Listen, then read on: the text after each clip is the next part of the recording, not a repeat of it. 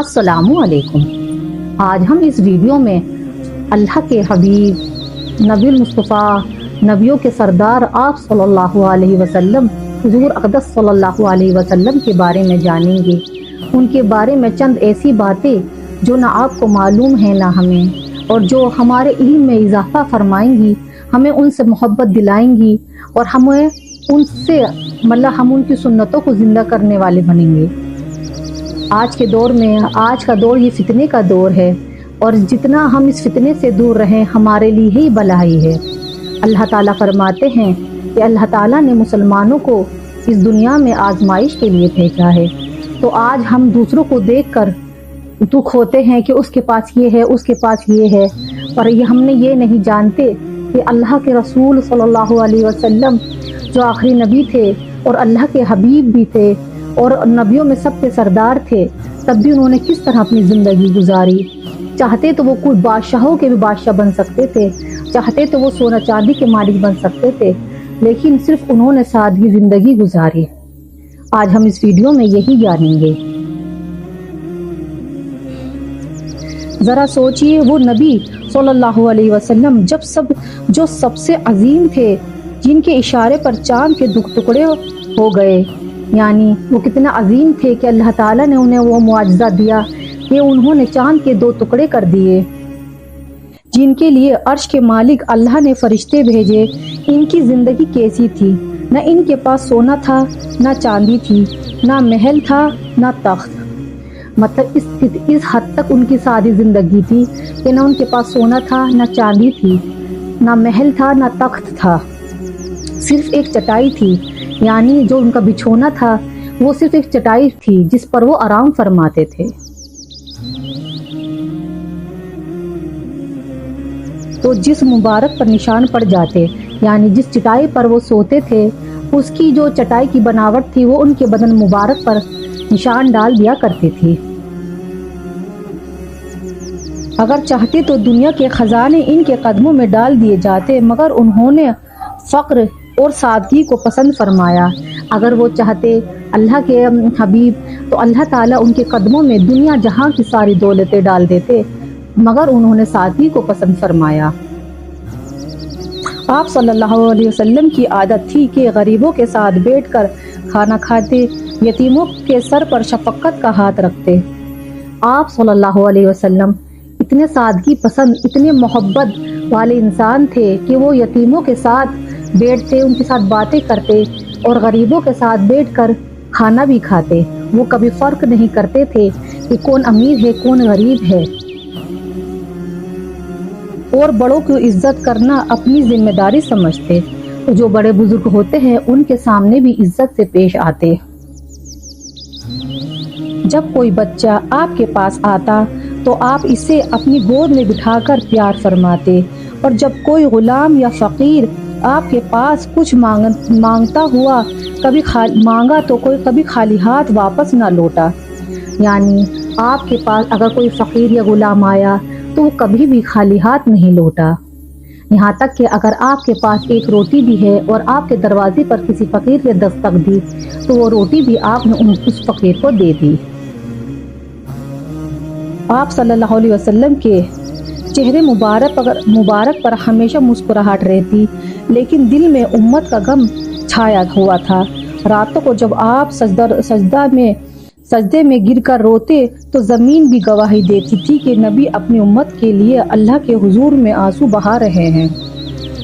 यानी आप सल्लल्लाहु अलैहि वसल्लम के चेहरे मुबारक पर हमेशा मुस्कुराहट रहती, लेकिन आप अपनी उम्मत की तरफ से बहुत ज़्यादा गमगीन थे और रातों को सजदे में अल्लाह से खूब रो रो कर अपनी उम्मत की हिदायत के लिए दुआ मांगते। सोचिए, जिस नबी को अल्लाह ने हबीब बनाया, वो नबी अपनी उम्मत की मग़फ़िरत के लिए रातों को जागते रहे। इनके चेहरे मुबारक पर हमेशा नूर था, लेकिन दिल में अपनी उम्मत का दर्द छुपा हुआ था। दुश्मन भी इनकी सच्चाई और इंसाफ का कायल थी, और जो एक बार आपका चेहरा मुबारक देख लेता, वो कह देता कि ये चेहरा किसी झूठे का नहीं है। यानी जो मुशरिकीन थे वो भी आपकी ईमानदारी, आपकी सच्चाई, आपकी मोहब्बत से वाकिफ थे। उन्हें भी मालूम था कि ये नबी हैं اور آپ کے چہرے پر اللہ تعالیٰ نے یہ نبوت اتنا نور عطا فرمایا تھا کہ کوئی کہہ ہی نہیں سکتا کہ جھوٹے ہیں۔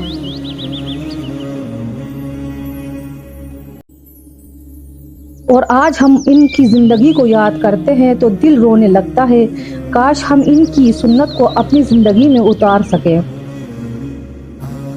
اور آج ہم اس طرح اس دنیا میں کھو چکے ہیں کہ ہم ان کی سنتوں کو بالکل ہی چھوڑ چکے ہیں۔ جب قیامت کے روز آپ ہماری سفارش کریں گے تو فرشتے کہیں گے، یا اللہ، یا رسول اللہ، یہ وہ ہیں جنہوں نے آپ کی سنتوں کو ترک کیا، آپ کی سنتوں کو چھوڑا۔ تو کیا منظر ہوگا جب وہ ہمارا ساتھ چھوڑ دیں گے۔ آج وہ انہوں نے ہمارے لیے اتنی محنت، اتنی مشقت برداشت کری، اور آج ہم ان کی سنتوں کو یوں ہی ترک کر دیتے ہیں۔ آپ صلی اللہ علیہ وسلم کی چند حقیقتیں۔ آپ صلی اللہ علیہ وسلم سراپر رحمت ہے۔ اللہ تعالیٰ نے فرمایا، یعنی ہم نے آپ کو تمام جہانوں کے لیے رحمت بنا کر بھیجا ہے۔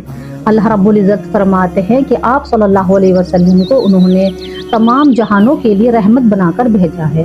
سبحان اللہ العظیم۔ آپ امی تھے مگر قرآن عظیم جیسی معجزہ امین بنے، جس سے ساری دنیا کو چیلنج کیا۔ یعنی آپ پڑھے لکھے نہیں تھے، لیکن اللہ تعالیٰ نے آپ پر قرآن نازل کر دیا، اور آپ کی بدولت آج وہ پوری دنیا پر نازل ہے۔ آپ کی زندگی سراپا سادگی اور عاجزی تھی، باوجود اس کے کہ بادشاہوں پر آپ کی بیعت چھائی ہوئی تھی۔ یعنی آپ صلی اللہ علیہ وسلم کی زندگی بالکل سادی تھی، لیکن جو بادشاہ بھی تھے وہ بھی آپ سے بہت زیادہ متاثر ہوتے تھے۔ آپ کی سیرت نور کا مینار ہے جو ہر دور اور ہر نسل کو ہدایت کا راستہ دکھاتی ہے۔ یعنی آپ صلی اللہ علیہ وسلم کی جو سیرت ہے وہ آج کے دور کے لیے، ہر نسل کے لیے ایک مثال ہے۔ جس نے آپ کی سیرت پڑھ لی، اس کی زندگی بھی اور اس کی آخرت بھی سنور گئی۔ حضور عالم صلی اللہ علیہ وسلم کی ذات اقدس وہ نور ہے جس میں ظہور سے کائنات کی ظلمیں دور ہوئیں۔ قرآن کریم نے آپ کو رحمت العالمین قرار دیا، یعنی آپ کی رحمت صرف انسانوں ہی کے لیے نہیں بلکہ جنات، حیوانات، پرندات اور پوری کائنات کے لیے ہے۔ مطلب آپ کی جو رحمت ہے وہ انسانوں کے لیے نہیں ہے، وہ جنات بھی، پرندے بھی، جانور بھی سب آپ سے متاثر ہیں۔ یہ کچھ باتیں تھی آپ صلی اللہ علیہ وسلم کے بارے میں۔ اگر ان کی سیرت ہم پڑھیں تو ہمیں معلوم ہو یہ تو کچھ بھی نہیں، ان کی سیرت، ان کا اٹھنا، ان کا بیٹھنا، ان کا کھانا، ان کا پینا، ہر چیز میں ہمارے لیے نصیحت ہے، ہمارے لیے ایک سبق ہے۔ اگر ہمیں اپنی زندگی کو اور اپنی آنے والی نسلوں کو سنوارنا ہے تو ہمیں آپ صلی اللہ علیہ وسلم کی سیرت کو ضرور پڑھنا چاہیے، ان کی بتائی ہوئی سنتوں پر ضرور عمل کرنا چاہیے۔ اس سے ہماری زندگی بھی اور ہماری آخرت بھی ضرور سنورے گی انشاءاللہ عظیم۔ اگر آپ کو میری ویڈیو اچھی لگی ہو تو پلیز لائک کیجیے اور سبسکرائب بھی کیجیے۔ جزاک اللہ خیر۔